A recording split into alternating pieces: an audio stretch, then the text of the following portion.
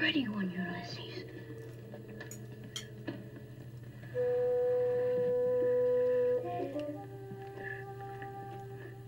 There it is.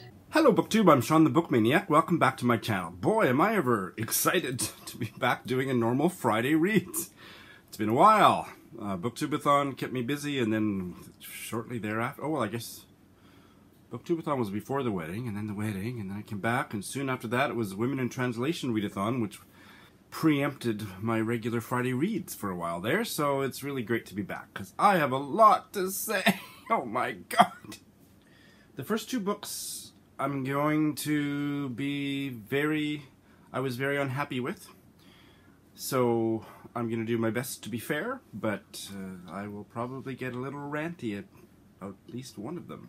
Okay, so are you ready? Have you got your popcorn?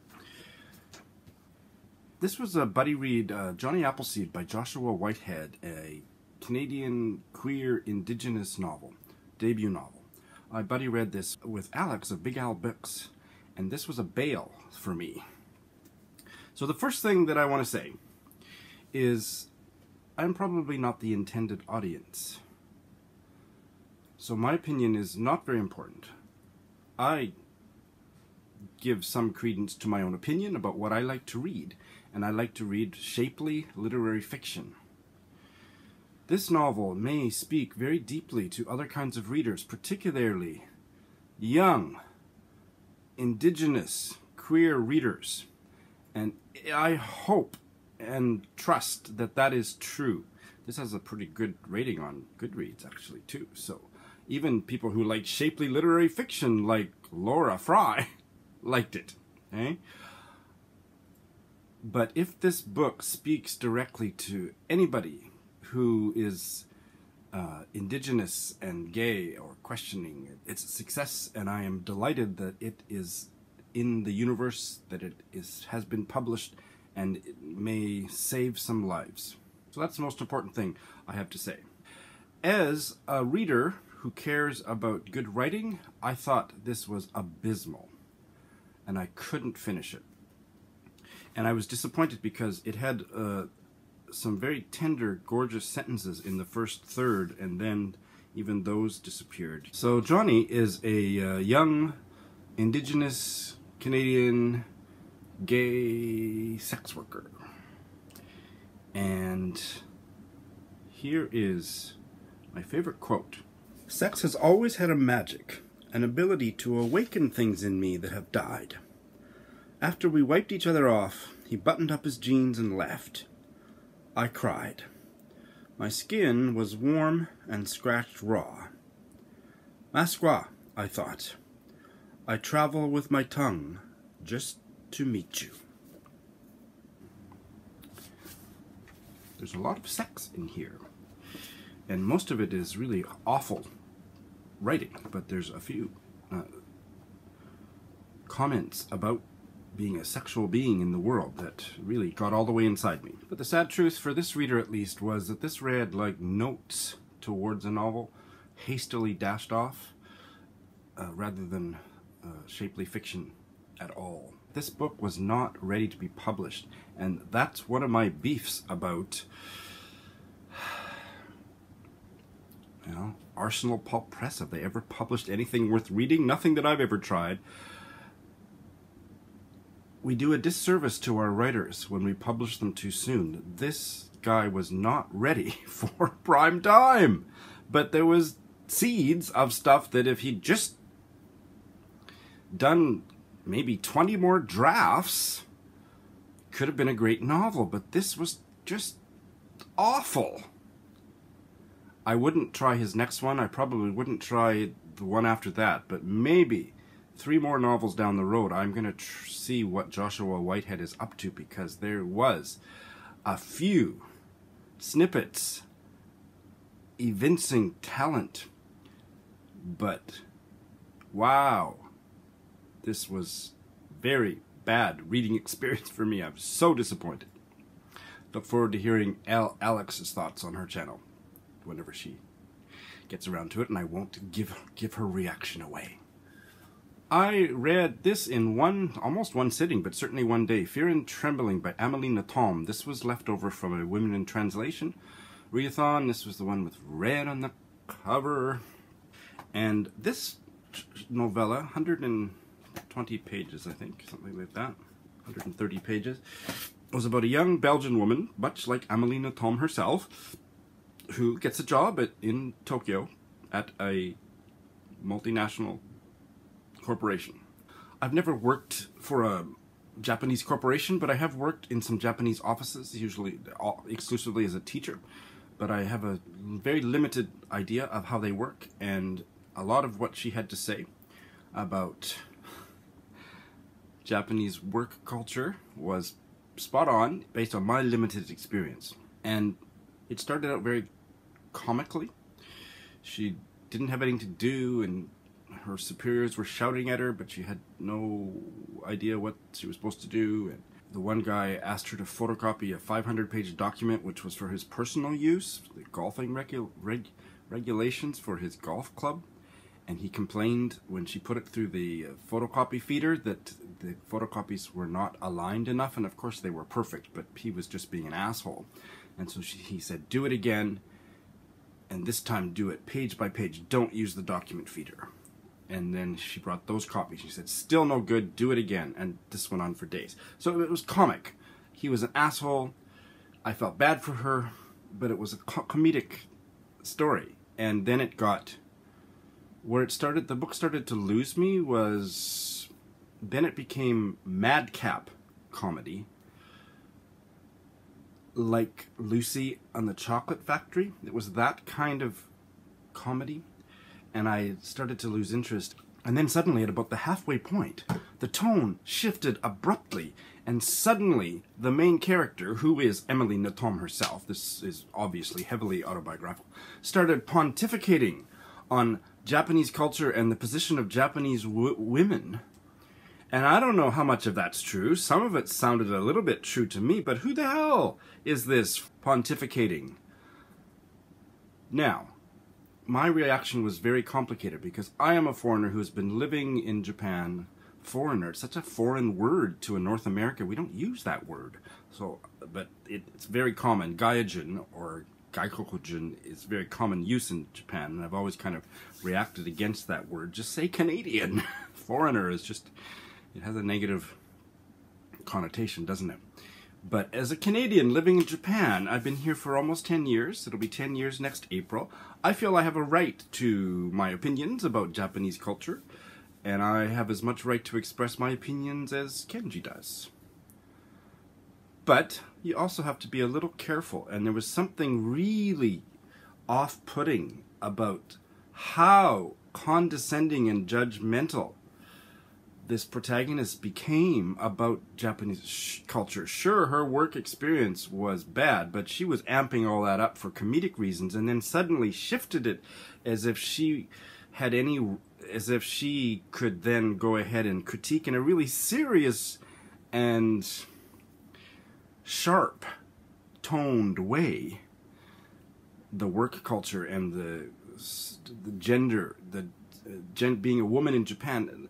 I just got so angry that I hated her more than I hated what she was critiquing, and it was I hated this book so much. I don't know about Amélie Nothomb if she's done anything else, but I couldn't stand her. I mean, because obviously, or whether I'm right or wrong in my sense that this was a heavily autobiographical book, I hated Amélie Nothomb because of what she made her character do and say. Now, the other thing here is, says on the back, Amélie Nothomb was born in Kobe, Japan, and currently lives in Paris. Well, her Wikipedia page says she was born in Belgium. So what's the truth, and why is there two versions of her life story? You know, the Wikipedia page said she grew up for a few years here, but why say she was born in Japan if that's not true? So I don't think I will ever read anything else. This book made me so angry. I was trembling with rage. All right, let's move on to happier territory, shall we? I've started a bunch of new books this week, and I am delighted to tell you about all of them. I have started this buddy read with Ange of Beyond the Pages, The Priory by Dorothy Whipple. Sounds like a dessert. And it took me a while to get into the writing. I wasn't so sure about the writing. It didn't seem as luscious, as lovely a prose as, for example, an Elizabeth Taylor or a Barbara Pym. But I just had to get used to it. I think the writing is just fine. The story, I am really enjoying. Really crazy characters. This is a 1939 novel about a widowed major and his two grown children. They're aged 19, two grown daughters, 19 and 20 years old, but they still live in the nursery where they grew up, and they rarely go out and don't have any friends. And their aunt, the major's sister, lives there, and she's weird, and the major is a pompous, sexist asshole, and it's funny, and he gets engaged to some spinster down the road, and the wedding, it's the most unromantic wedding, and I really, also, emotionally, I care about his new wife, because she's so self-conscious and insecure, and that's all there. The daughters are weird, but interesting. I sense some homoerotic stuff going on with the major and his chauffeur, who's his best friend, who he takes on his honeymoon. It's really good. So, this is my first Dorothy Whipple, and so far I'm just a few pages in, a few chapters in. I'm really enjoying it. This will be a month-long buddy read. It's 500 pages, but as I said in my TBR, the margins are big and whatnot, but I had bad luck with the first few Persephone books that I tried, so I was kind of poo-pooing Persephone books. But this is great, and what was the last one I read? I can't remember now. But anyway, no, I'm gung-ho about Persephone again.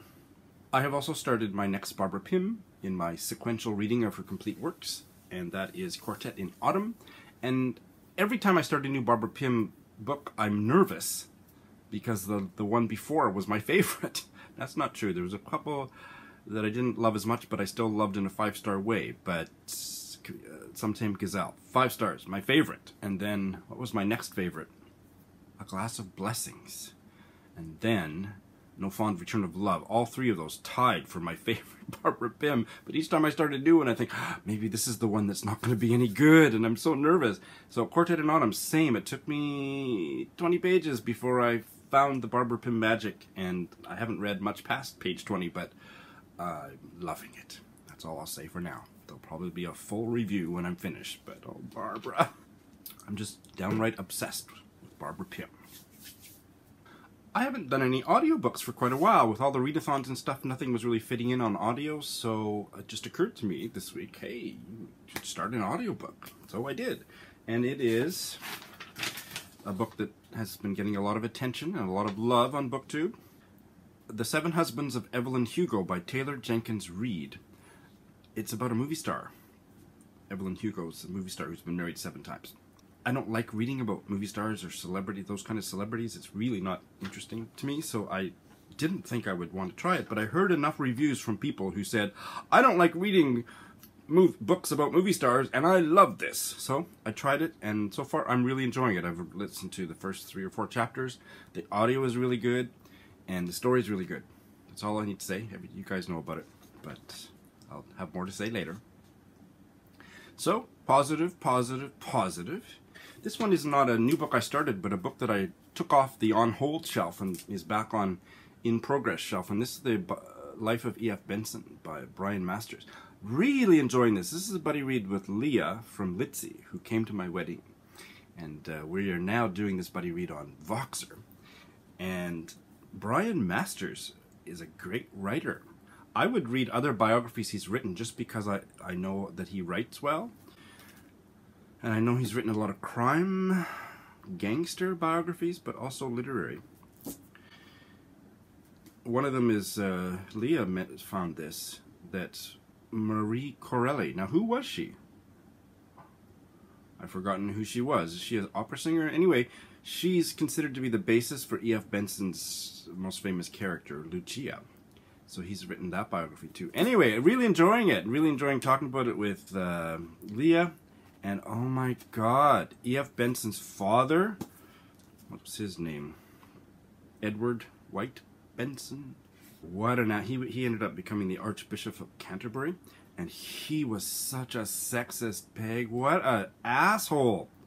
Fascinating character. And the mother, even more so, Mary Benson. And Britta's writing partner for the Britta Bolt books, Rodney Bolt, has written a biography of Mary Benson. And that, I would have to read it because she seemed like she was a lesbian. She keeps falling in love with her girlfriends. Nothing sexual so far, but it's really pretty obvious. And I don't know how this biography was written in 1991, so I don't know how far Brian Masters is going to delve into it, but there's certainly, that's what my gaydar is going, rah, rah, rah. So really interesting.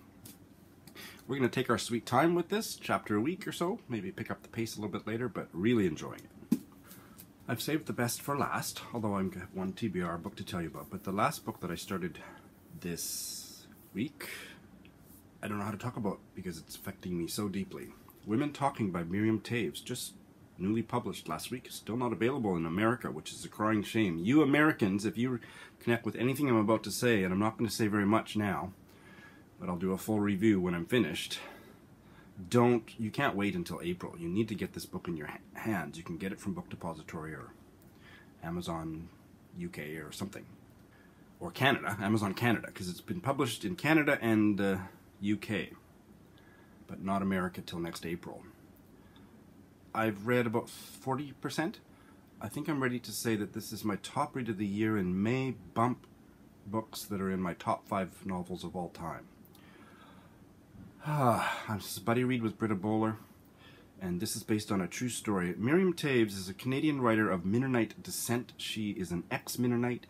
All of her books, all of her novels talk about being an ex-Mennonite and exposing the patriarchal blah blah blah and abuse of the Mennonite faith. But the Mennonite faith, I don't know much about it, but I know people who are Mennonite, and Mennonite is kind of like Protestantism. You have fundamentalists, and then you have more mainstream liberal sects. So the Mennonites that I grew up with or that I know in my personal life come from the more liberal or, gay positive, blah blah blah. But this novel is about a radically fundamentalist sect, and it's based on a true story, a Canadian group of these fundamentalist Mennonites that established, I don't know how many years ago, but they established a colony, a religious Mennonite colony in Bolivia. The true story is within the last 10 or 15 years, between 2005 and 2009, in this remote, completely isolated religious colony in Bolivia. Over 100 girls and women were drugged and sexually assaulted repeatedly, and they kept waking up feeling that they had been raped. Nobody would believe them. The leader, the crazy, kooky, evil leader, said, "It's all in your head," or "God is punishing you," or "Satan's punishing you," or "You have some psychological trouble." But eventually, the small group of men, I think it's a small group of men, 8, they were caught red-handed, or one of them was, or whatever, and there was a trial. And they'd been using animal anesthetic to drug the women. Oh! So that's a very recent and sadly, completely true story. And Miriam Taves has based this novel on that story. And it's so far, and like I say, I don't think it's going to go south, but I'm almost halfway through, and I'm ready to say that this is her masterpiece.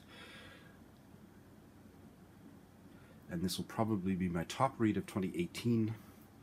And all the things that could go wrong with fictionalizing a story, a harrowing story like this, or creating an overly political story that isn't grounded enough in characters and the relationships between human beings, all of those things that I have complained about in other books recently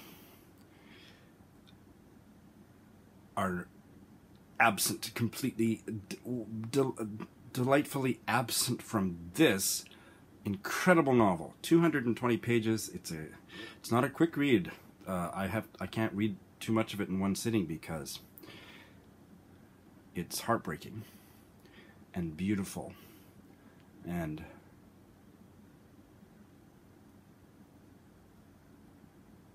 it's filling me with a sense of tragedy and joy. I'll have much more to say in my review, but this book, if you're in the US, you know how to get books that aren't available in the US, and this is one that I would say the extra effort. You can't wait until April. Watch for my full review, probably sometime next week. And finally, I have one book that I'll be starting next week, I think Monday, that I'm looking forward to. This is a buddy read with Mel of Mel's Bookland Adventure.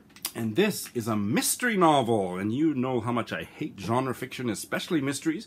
But I have been coerced, coaxed, convinced to give it a try. Actually, just one reader loved it and praised it as, you know, kind of like a, I don't know if I'm putting words in his mouth, but through all the things I've heard about it, whether it was from Juan or whoever else, Mel, it's a mystery novel for people who don't like mysteries. So that's me, and I'll be starting the buddy read with Mel next week, so I'll let you know how it's gone, or how it's going next Friday.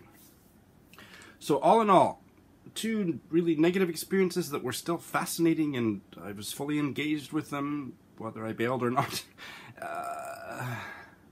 And then just a raft of great books, and then, you know, a reader/life-changing novel in progress. So, life is beautiful here. How about over there? How about where you are? What's up, reading-wise or otherwise? Thanks for watching.